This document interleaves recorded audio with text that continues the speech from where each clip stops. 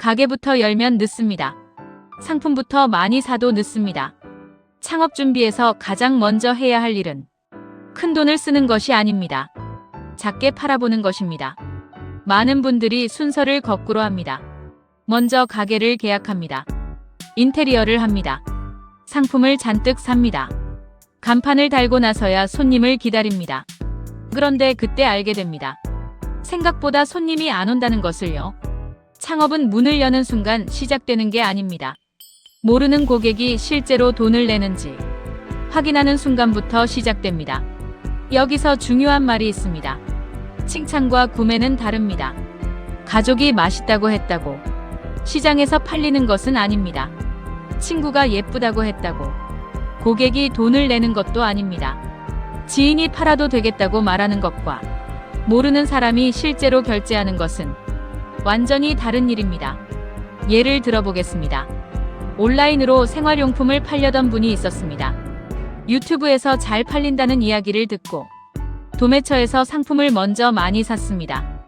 사진도 찍고 상세 페이지도 만들고 스마트 스토어도 열었습니다. 그런데 주문이 거의 들어오지 않았습니다. 가격은 이미 경쟁자가 낮췄고 리뷰는 기존 판매자에게 몰려 있었고 광고비를 쓰지 않으면 노출도 되지 않았습니다. 결국 남은 것은 팔리지 않는 재고였습니다. 문제는 상품이 아주 나빠서가 아니었습니다. 먼저 팔아보지 않고 먼저 사버린 것이 문제였습니다. 창업에서 가장 비싼 실수는 검증하지 않은 확신입니다. 이건 팔릴 거야. 사람들이 좋아할 거야. 나만 열심히 하면 될 거야. 이 생각만으로 시작하면 위험합니다. 그럼 어떻게 해야 할까요? 첫 번째, 소량으로 팔아봐야 합니다. 반찬이라면 처음부터 가게를 열지 말고 일주일치 소량 주문을 받아보세요. 디저트라면 예약 주문으로 20개만 팔아보세요. 공예품이라면 플리마켓이나 스마트 스토어에 몇 개만 올려보세요. 팔리는지, 문의가 오는지, 가격에 반응하는지 봐야 합니다. 작게 팔아봐야 진짜 고객 반응이 보입니다. 두 번째, 모르는 고객에게 팔아봐야 합니다. 지인 판매는 참고는 되지만 시장 검증은 아닙니다.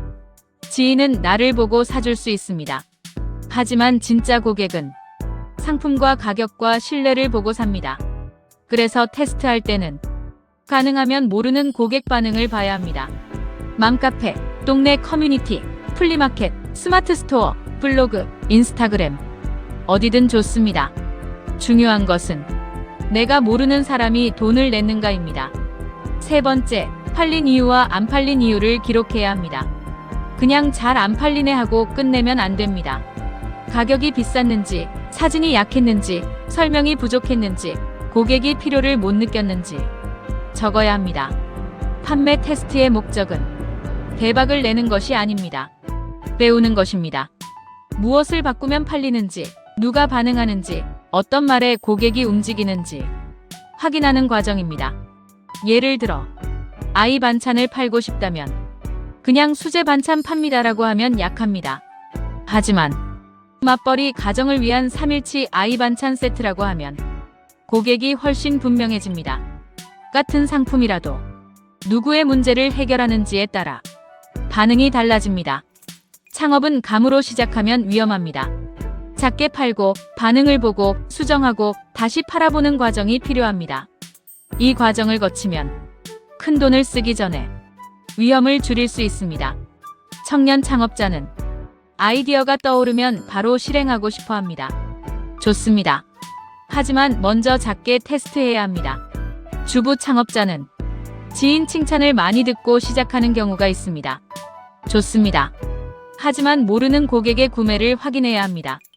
퇴직자 창업자는 점포부터 계약하려는 경우가 많습니다. 조심해야 합니다. 계약 전에 반드시 작게 팔아보고 시작해야 합니다. 오늘 바로 3가지를 정해보세요. 첫째, 내 상품을 소량으로 팔아볼 방법은 무엇인가? 둘째, 모르는 고객을 만날 수 있는 곳은 어디인가? 셋째, 고객 반응을 어떻게 기록할 것인가? 이 3가지를 정하지 못하면 아직 큰 돈을 쓸 때가 아닙니다. 가게부터 열지 마십시오. 상품부터 많이 사지 마십시오. 먼저 작게 팔아보십시오. 망하지 않는 창업은 큰 시작이 아니라 작은 검증에서 시작됩니다. 생존 창업 6번째 이야기였습니다. 다음 편에서는 사업자 등록, 세금, 계약처럼 창업자가 반드시 알아야 할 절차를 이야기해 보겠습니다.